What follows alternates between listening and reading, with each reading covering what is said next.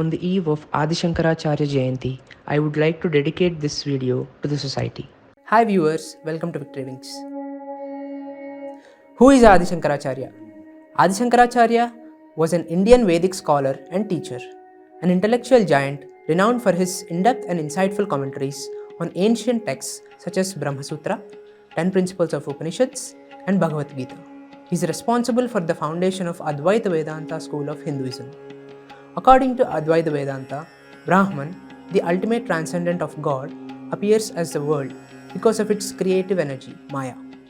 The world has no separate existence apart from the Brahman. The experiencing self, Jiva, and the transcendental self of the universe, Atma, are in reality identical. That is, both are Brahman. Over 1,000 years ago, in the village of Kaladi, lived a couple, Shivaguru and Arambhya, who longed for a son.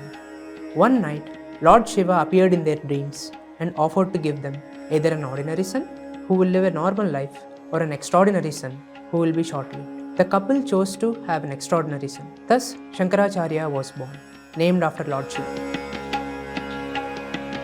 He was a prodigy and an extraordinary scholar with almost superhuman capabilities.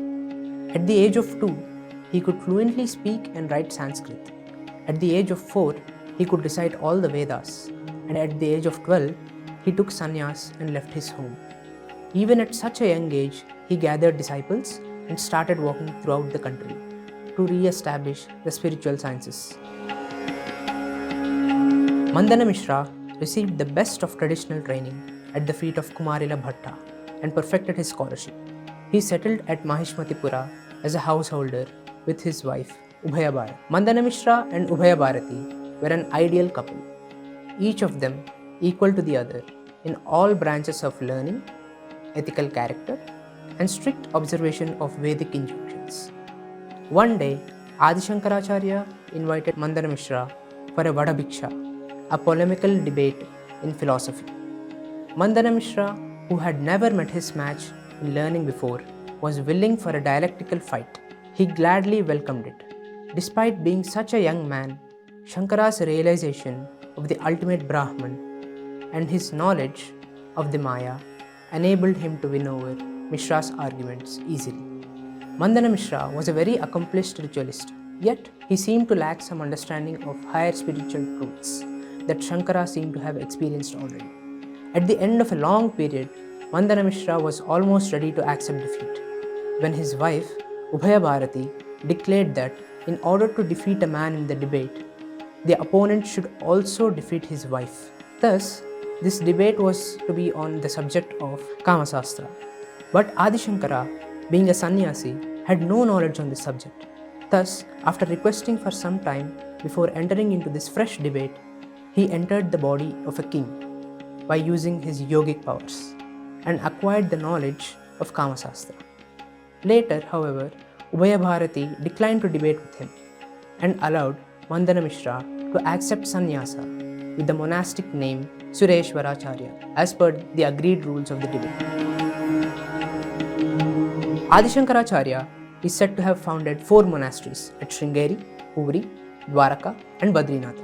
Their foundation was one of the most significant factors in the development of his teachings into the leading philosophy of India. More than 300 works, commentative, expository, and poetical, written in the Sanskrit language, are attributed to him. At the age of 32, Shankara had expounded the Vedanta philosophy through his writings.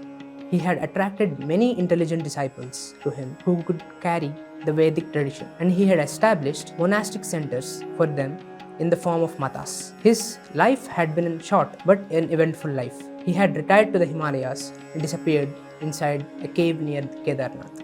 This cave is traditionally pointed out as a site of his samadhi. This spiritual wisdom needs to come down from the mountains into the cities, towns, villages, and above all, into the hearts and minds of people. If we do this one thing, the entire world will seek guidance from us. Let us reignite the spirit of Adi Shankaracharya in this country and the rest of the world. Let us conclude with a sloka of Adi Shankaracharya. Punarapi jananam, punarapi maranam, punarapi janani jhatare sayana, iha samsare बहुदुस्तारे कृपया पारे पाहि मुरारे।